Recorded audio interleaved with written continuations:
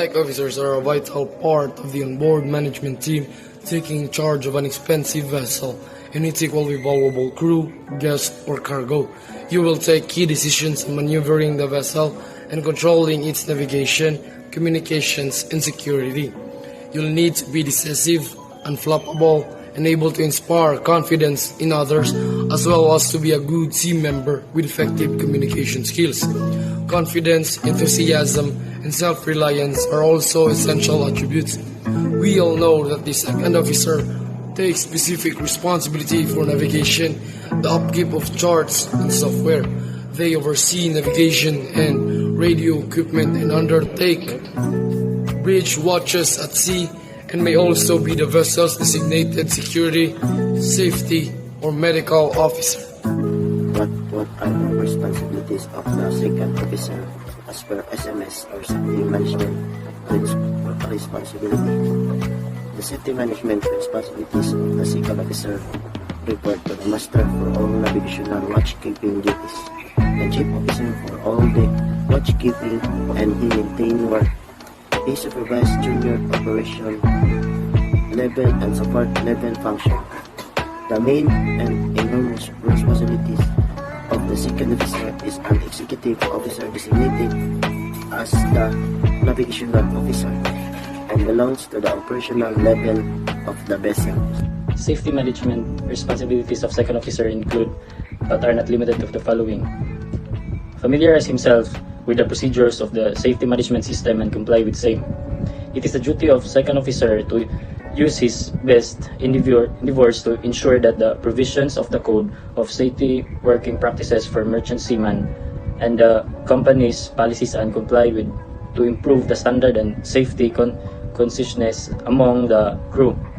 To be able to provide a structured management approach to control safety risk in the operations, effective safety management must take action in organization-specific structures and related of the safety operations.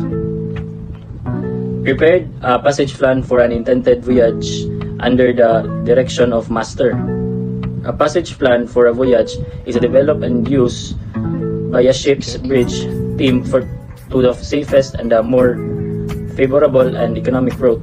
Passage planning consists of 4 stages: appraisal, planning, execution, and monitoring.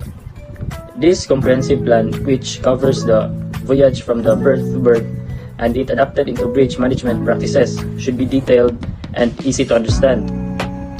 Contingency plans account such situations so that the officer watch can take immediate action.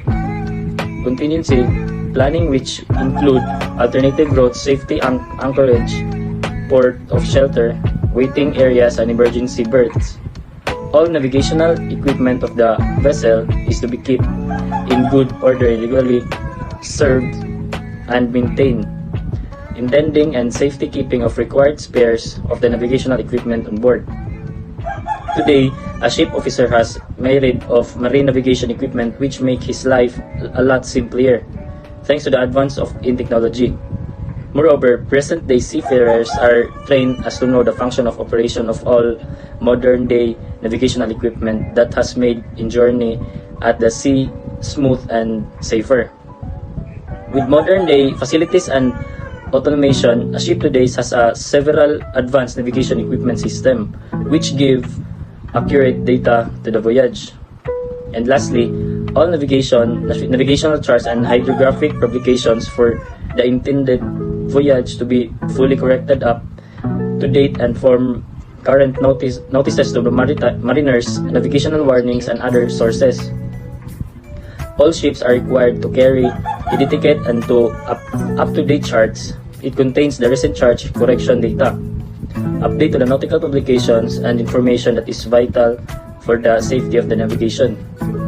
To ensure the greatest possible informally in charts nautical publication and to take into account, whenever possible, relevant international resolution and recommendations and to coordinate their activities to the greatest possible degree in order to ensure the hydrographic and nautical information is made available on a worldwide scale as timely, reliably, and unambiguously as possible.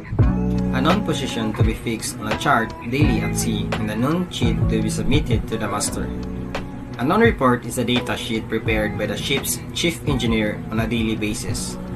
The report provides the vessel's position and the other relevant standardized and data to assist the performance of the ships based on its speed and environmental forces, including weather conditions.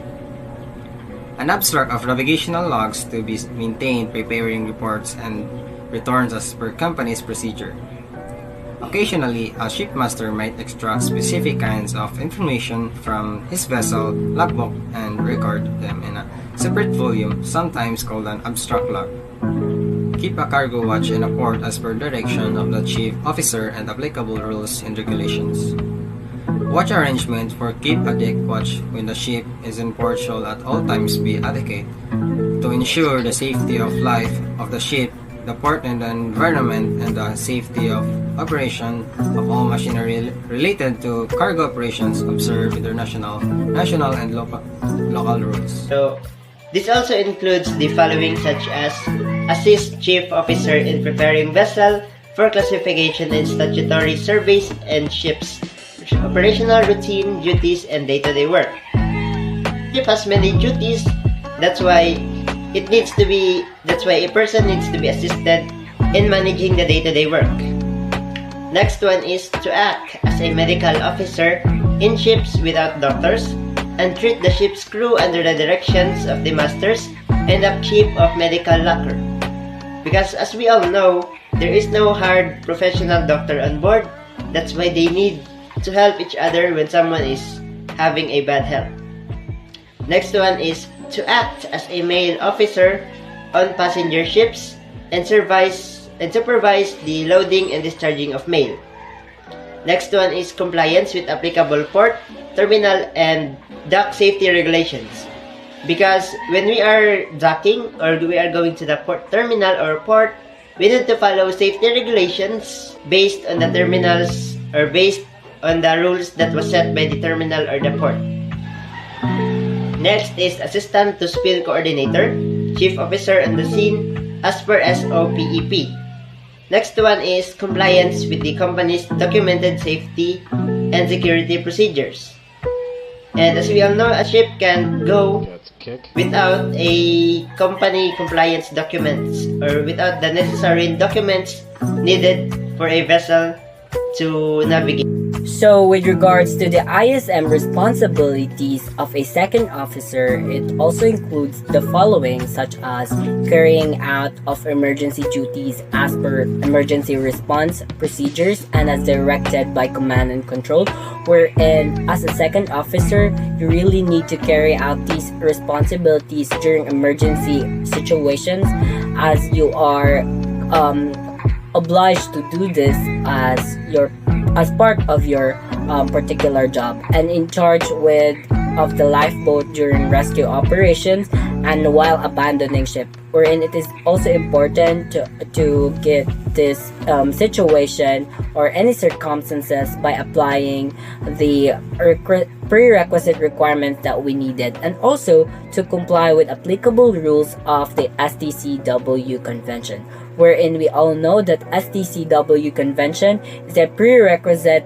requirement so that you could go on board as a successful and competent seafarer, wherein you could apply these competencies, and also to prepare to hand over notes along with report while signing off the vessel. It is really important to get the reliable and pertinent information and get through the information that we needed when signing off the vessel, and also to acquaint himself in preparing for the rank above, wherein it has the authority to identify, decipher, and determine, and also report the non-conformities and near misses or hazardous occurrences, and as per procedures defined within the safety management system, wherein as a seafarer and also as a ranked official and on board, we really need to comply the safety management system, wherein it is a compliance and also important on board to mitigate the exposure of risk, dangers to people to marine environment and also to properties.